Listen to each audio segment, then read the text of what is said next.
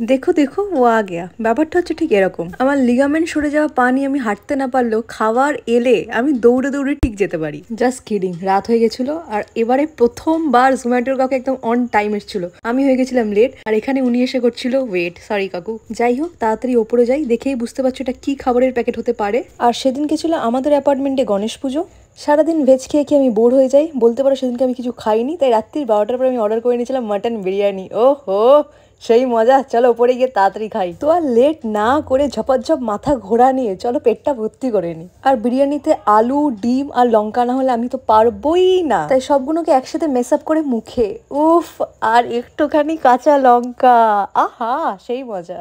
সারাদিন না খেয়ে রাত্রিরে খেয়ে না আমি আর মানে কিছু বলতে পারছি না, এই স্বাদ, আহা। এত কিছু হলো, আইসক্রিমটা কেন বাদ যাবে? চলো তাড়াতাড়ি করে আইসক্রিম খেয়ে নি। উহু, আরো মজা। কিন্তু প্রচুর ঠান্ডা ছিল। আরো এরকম মিনি ব্লগ দেখার জন্য চ্যানেলটাকে সাবস্ক্রাইব করে দিও। Till then, by.